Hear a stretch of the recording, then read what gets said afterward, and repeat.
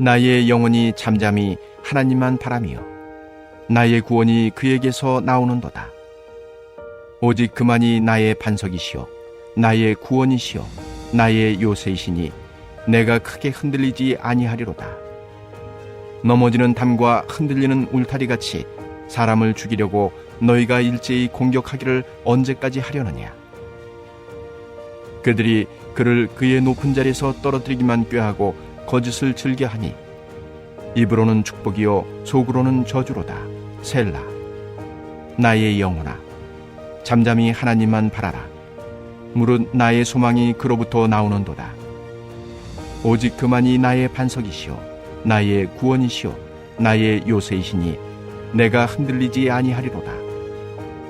나의 구원과 영광이 하나님께 있으며 내 힘의 반석과 피난처도 하나님께 있도다. 백성들아, 시시로 그를 의지하고 그의 앞에 마음을 토하라. 하나님은 우리의 피난처시로다. 셀라. 아, 슬프도다. 사람은 입김이며 인생도 속임수이니 저울에 달면 그들은 입김보다 가벼우리로다. 포악을 의지하지 말며 탈취한 것으로 허망하여지지 말며 재물이 늘어도 거기에 마음을 두지 말지어다. 하나님이 한두 번 하신 말씀을 내가 들었나니 권능은 하나님께 속하였다 하셨도다. 주여, 인자함은 주께 속하오니 주께서 각 사람이 행한 대로 갚으심이니이다. 할렐루야.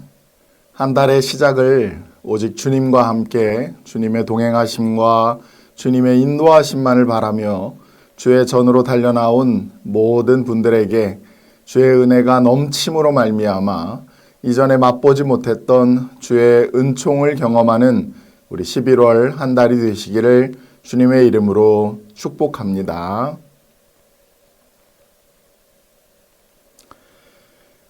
오늘 본문을 좀 살펴보면 1절과 2절, 4절, 5절, 6절, 9절에 모두 아크라는 단어가 등장합니다.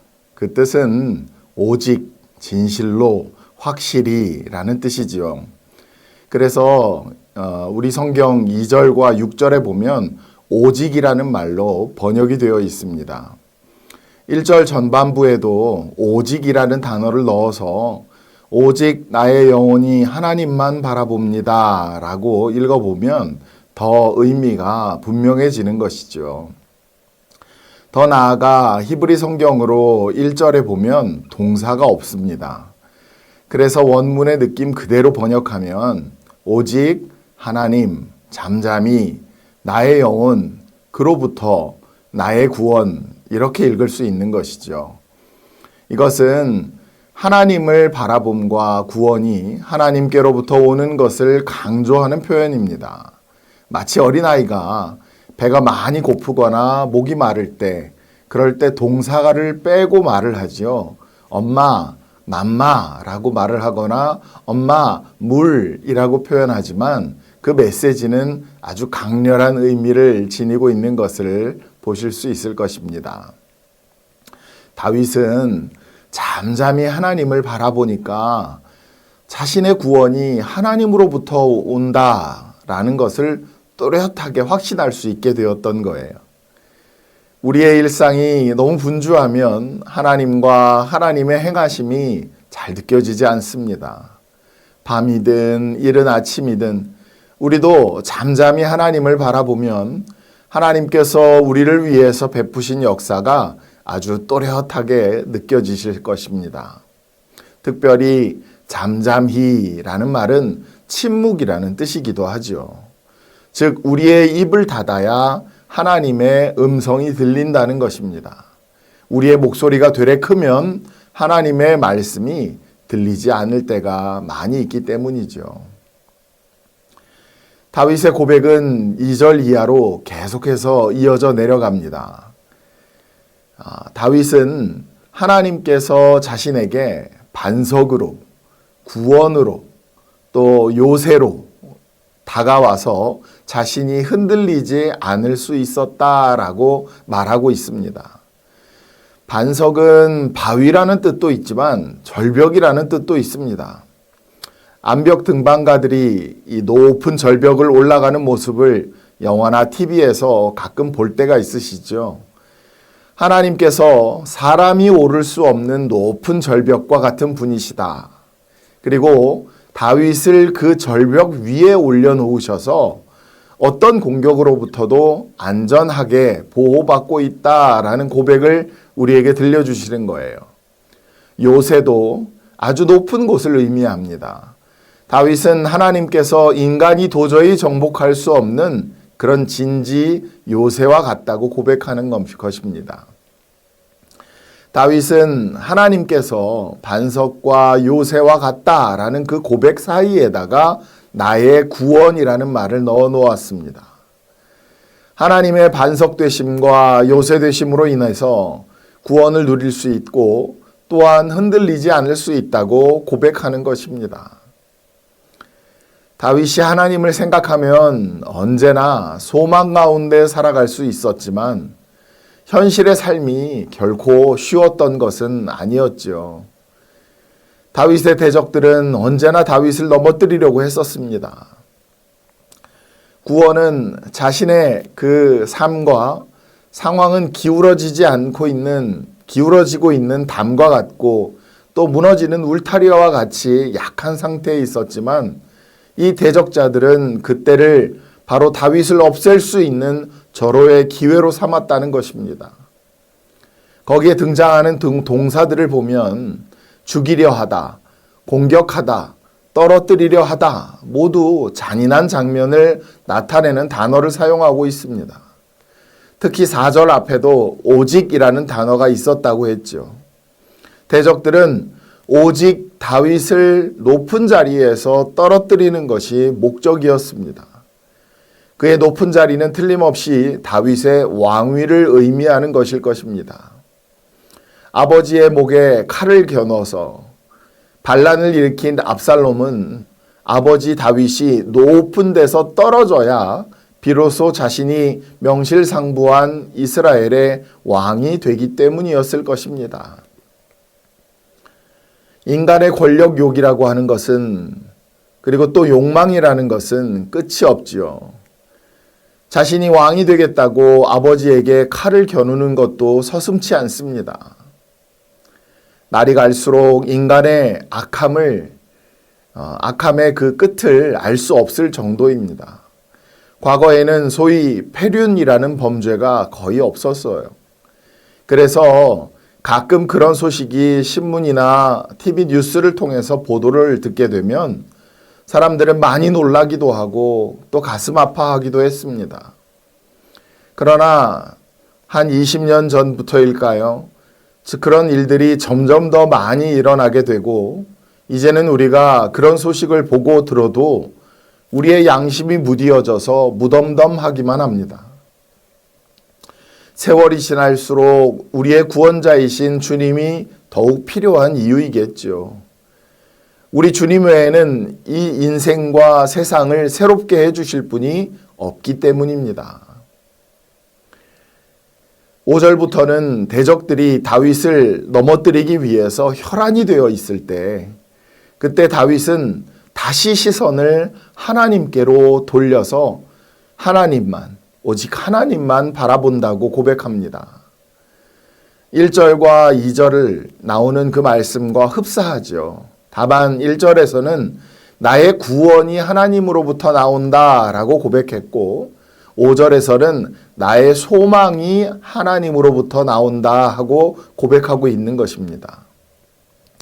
나의 소망이라는 이 단어는 기다리다라는 뜻을 가진 카바라는 단어에서 왔습니다.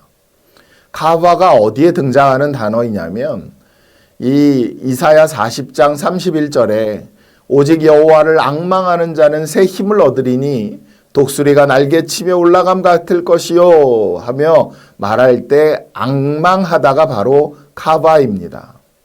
그런데 그 카바는 또 줄로 묶다라는 뜻을 갖고 있죠. 다시 말해 하나님이 우리의 소망이 되신다고 하는 것은 우리가 하나님께 묶여 있다는 의미를 갖고 있다는 것입니다. 그래서 하나님께서 그 줄을 당겨주심으로 우리는 언제나 하나님을 향할 수 있어요. 우리의 인생도 때로 하나님과 완전히 끊어져서 인생이 난파선이 되었다고 생각이 들 때 가만히 보면 하나님께서 끊어지지 않는 줄로 우리를 묶고 계신다는 것을 확인하게 될 것입니다.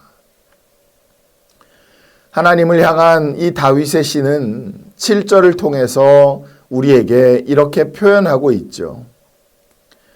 나의 구원과 영광이 하나님께 있으며 내 힘의 반석과 피난처도 하나님께 있도다 라고 표현하고 있습니다.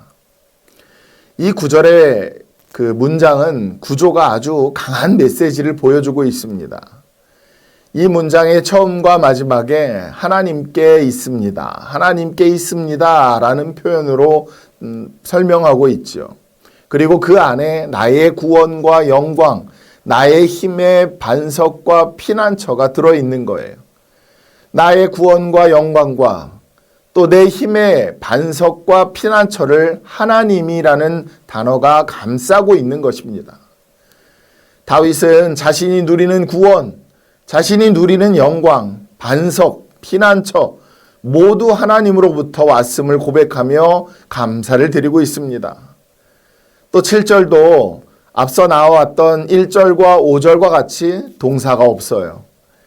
하나님이 다윗에게 주신 그 은혜에 대해 다윗은 그만큼 깊이 감격하고 있는 것입니다.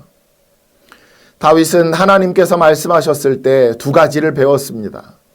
첫 번째로는 권능은 하나님의 것이다 라는 것이고 또 하나는 인자하심도 하나님의 것이다 라는 것입니다. 다윗은 자신을 다시 예루살렘으로 돌아가게 해주실 분도 하나님이시고 하나님의 은총을 입은 자녀로 살게 해주실 분도 하나님이시다 하고 고백하고 있는 것입니다. 우리에게도 동일하지요. 우리를 어떤 자리든 거기에 있게 해주신 분도 하나님이시고 우리가 하나님의 자녀다운 자녀로 살아가게 해주실 분도 하나님이시라는 뜻입니다. 다윗은 쫓겨다니는 삶을 통해 온 의지를 다해서 하나님을 존중하는 삶의 그 중요함과 존귀함을 깨달았습니다. 특히 8절에 보면 그의 앞에 온 마음을 토하라 라는 말씀이 나오죠. 그걸 문자적으로 번역해 보면 하나님의 얼굴에 온 마음을 쏟아부어라 라는 말이 됩니다. 즉 하나님의 얼굴을 외면하는 삶이 아니라 하나님과 얼굴을 맞대는 삶, 하나님을 향하는 삶보다 더 복된 것이 없다는 그 경험을 통해서 우리에게 지금 강력하게 호소하고 있는 것입니다. 사랑하는 여러분, 하나님께서 우리 각 사람을 마음과 정성을 다하여 우리의 가정과 일터와 학교와 삶의 자리에 심으신 것은 우리로 하여금 하나님을 마주보며 하나님 앞에서 하나님의 자녀로 살아가기 위해서 그렇게 해주신 것입니다. 우리는 하나님 앞에서만 하나님을 온전히 의뢰하는 하나님의 자녀다운 자녀가 될 수 있는 줄 여러분 믿으시기를 바랍니다. 이번 한 달의 삶 동안 우리 각자가 하나님 앞에서 그리고 하나님을 향해 온 마음과 온 의지를 다하여서 살아감으로 말미암아 하나님의 신실한 통로, 하나님의 손과 발이 되어 살아가는 축복된 한 달이 되시기를 주님의 이름으로 축복합니다. 우리 이 시간 주신 말씀을 의지해서 기도합시다. 날마다 주님과 얼굴을 맞대고 주님의 얼굴에 우리의 온 마음을 쏟아냄으로 말미암아 주님과 한 마음과 한 몸을 이루는 우리가 될 수 있기를 소원합니다. 매일매일의 시간마다 주님 앞에서 온전하고 주님이 기뻐하시는 인생길을 살아갈 수 있도록 주님 우리에게 힘과 능력을 허락하여 달라고 우리 이 시간 합심으로 같이 기도하시겠습니다. 두 번째로는 행복축제와 성전 건축을 위해서 마음을 모아 기도할 수 있기를 원합니다. 새로운 생명이 교회의 문턱을 넘어 주님 앞으로 나아올 수 있도록, 그리하여 이번 행복축제가 기쁨이 넘쳐나는 영혼 구원의 축제가 될 수 있도록 우리 같이 기도합시다. 더불어 건축 심의의 과정이 순적하게 이루어질 수 있도록 악한 세력의 방해를 주님께서 금하여 주시고 주의 크신 오른손으로 이 모든 건축의 과정을 이끌어 달라고 우리 마음을 다해 기도하시겠습니다.